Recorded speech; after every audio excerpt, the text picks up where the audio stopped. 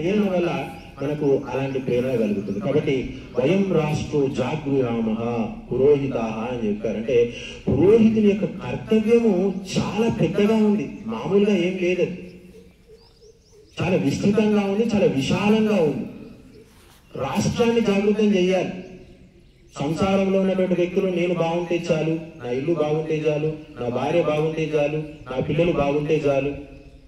రాజు ఏమనుకుంటాడు, నా దేశం బాగుండాలి, ఇంకా 4 దేశాలు నేను గెలవాలి అనుకుంటాడు. వైశ్యుడు ఏమనుకుంటాడు, నా దగ్గర సంపద ఉంటే చాలు, ఇంకా ధనం వస్తే చాలు అనుకుంటాడు. కానీ బ్రాహ్మణుడు ప్రపంచమంతా బాగుండాలి, అంతటా ధర్మం విస్తరించాలి, అంతటా భగవంతుని యొక్క భావన విస్తరించాలి సమస్త విశ్వంలో, ఈ బాధ్యత బ్రాహ్మణుని మీద ఉంది. కాబట్టి ఎప్పుడైతే సంగచ్చధ్వం సంవధత్వం సంవో మనాంసి జానతాం దేవాభావం యథాపూర్వే సంజానాన ఉపాసతే. సంగచ్చధ్వం అంటే కలిసి నడవండి. ఎట్లా కలిసి నడుస్తారు, ఎప్పుడు కలిసి నడుస్తారు? పక్షపాతరహితమైనటువంటి న్యాయసంగతమైనటువంటి సత్యాచరణ ఎప్పుడైతే మీ అందరిలో ఉంటుందో, వేదవీతమైనటువంటి ధర్మము ఎప్పుడైతే మీలో ఉంటుందో అప్పుడే మీరంతా కూడా కలిసి నడవగలుగుతారు. మీ ఆలోచనలు అన్నీ కూడా ఏకం కావాలి. మీ అందరి లక్ష్యం ఒకటే కావాలి. మీ అందరి లక్ష్యం భగవంతుడు కావాలి. మీ యొక్క ఆచారము వేదం కావాలి.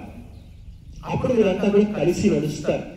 సంగచ్చత్వం సంవదత్వం, మనలో ఉన్నటువంటి భేదాభిప్రాయాలు వైషమ్యాలు ఇవన్నీ పక్కన పెట్టి సత్యాసత్య నిర్ణయాలను ఏ విధమైనటువంటి భేషజాలు లేకుండా మనం పరస్పరం నిర్ధారించుకోవాలి. అనవసరమైనటువంటి మాటలు కాకుండా శాస్త్రోక్తమైనటువంటి విషయాలను మనం చర్చించాలి. అందుకే దాన్ని ఏమన్నారు, సంవదత్వం సంవో మనాంసి జానతాం.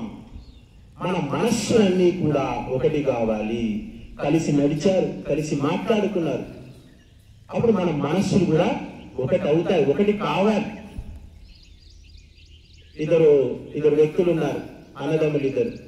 ఏం చేస్తున్నారంటే వ్యాపారం చేసుకుంటున్నారు. సడన్ గా చిన్నవాడు ఏమన్నాడంటే, అన్నయ్య ఈ రోజు వరకు మనం వ్యాపారం చేసుకున్నాం కదా, చాలు, ఇక మనం విడిపోదాము. ఇన్ని రోజులు బాగానే ఉన్నావు కదరా, ఏమైంది, కలిసి ఉండొచ్చు కదా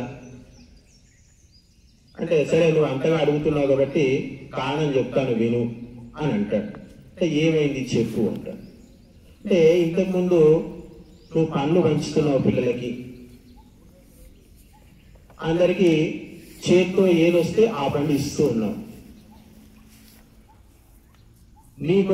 నా కొడుకు వచ్చినప్పుడేమో తీసి ఇచ్చేసావు, వరుసలో వచ్చాడని చెప్పి. కానీ నీ కొడుకు వచ్చేసరికి నువ్వేం చేస్తున్నావు, ఏరి కూర్చి మంచి పండు తీసుకొని వానికి ఇచ్చేస్తున్నావు. అంటే నీలో నా పట్ల ఒక పక్షపాత భావం ఉంది, నాది నీది అనే భావన నీలో ఉంది. కాబట్టి మన ఇద్దరం కూడా విడిపోతాము అని చెప్తాడు. కాబట్టి సంవో మనాంసి జానతాం, మన మనస్సులు ఎదుటివాని సుఖంలో సుఖం చూడాలి, ఎదుటివాని దుఃఖంలో దుఃఖం చూడాలి. అలా చూసినప్పుడే మనందరి మనస్సులు కూడా ఒకటవుతాయని చెప్పారు. దేవాభాగం యథాపూర్వే సంజానాన ఉపాసతే. అంటే ఏ విధంగా దేవతలు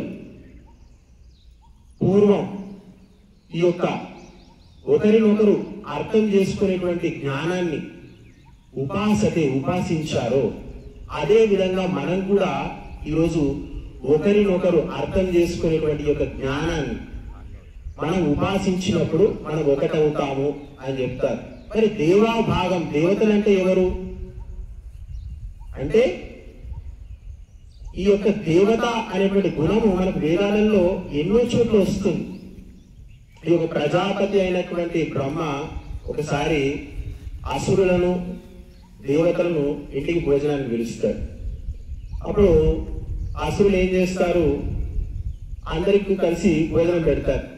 ఒక కండిషన్ పెడతారు ప్రజాపతి, మీరు ఈ భోజనం చేసేటప్పుడు మీ అందరి చేతులకు మేము కట్టెలు కట్టేస్తాం, అలానే మీరు అందరూ తినాలంటారు. అసురులు వస్తారు, అంటే ఈ కండిషన్ దేవతలకు కూడా ఉందా అని చెప్పి అడుగుతారు. అందరికీ ఒకటే కండిషన్, అందరు ఇట్లాగే తినాలి అని చెప్తారు. అసలు వస్తారు, ఆ చేతులతో ఆ ఆహార పదార్థాలు తిందాం అనుకుంటారు. వాని మీద వీడు, వీని మీద వాడు, ఒకరి మీద ఒకటి వేసుకుంటూ ఏదో విధంగా ఆ యొక్క తినడం పూర్తి చేస్తారు. దేవతలు వస్తారు, దేవతలు ఆలోచిస్తారు. ఈ దేవతలు ఏం చేస్తారంటే వీడు వానికి పెడతాడు, వాడు వీనికి పెడతాడు. అట్లా అందరూ కూడా కలిసి భోజనం చేస్తారు. అసురులు చూస్తారు, అని ఏమాత్రం ఆలోచన మన హృదయంలో రాలేదే, వాళ్ళకి ఎలా వచ్చింది అని చెప్పి వాళ్ళు ఆశ్చర్యపోతారు. కాబట్టి అసుర హృదయం అంటే స్వార్థం ఏ హృదయంలో ఉంటుందో వానికి పంచి పెట్టాలి, దానం చేయాలి అనేటువంటి గుణం అనేటువంటిది ఎక్కడ కూడా రాదంట, ఆ ఆలోచనే పుట్టదంట. కాబట్టి ఈ యొక్క వేదము, శాస్త్రం అనేటువంటి ధర్మము, ఈ యొక్క త్యాగం అనేటువంటి భావన దేవతల్లోనే ఉంటుంది. ఎక్కడైతే త్యాగ భావన ఉంటుందో, స్వార్థం ఉండదో, అక్కడ దేవత్వం అనేటువంటిది వికసిస్తుంది. కాబట్టి ధర్మం అనేటువంటిది సాధువుల ప్రవచనంతో, మీ యొక్క ఆంతరిక శుద్ధితో, వేదవీతమైనటువంటి ధర్మాచరణ ద్వారా మీకు ధర్మం యొక్క జ్ఞానం కలుగుతుంది. ఆ ధర్మాచరణ చేయడం ద్వారా, దానికి అనుగుణంగా మీరు నడుచుకోవడం ద్వారా మీరంతా కూడా సంఘటితం అవుతారు అని చెప్పారు. ఈ భావనను ప్రతి నరనరాన, ప్రతి ఇంటిలో, ప్రతి గ్రామంలో, ప్రతి పట్టణంలో విస్తరింపజేసేటువంటి కార్యక్రమం ఈ యొక్క బ్రాహ్మణుది. కాబట్టి మీరంతా కూడా ఆ ధర్మాన్ని విస్తరింపజేస్తూ, స్వయంగా ఆచరిస్తూ, మిమ్మల్ని మీరు పునీతులను చేసుకుంటూ సమాజాన్ని, లోకాన్ని కూడా కళ్యాణం వైపు నడిపిస్తారని ఆశిస్తూ ధన్యవాదాలు.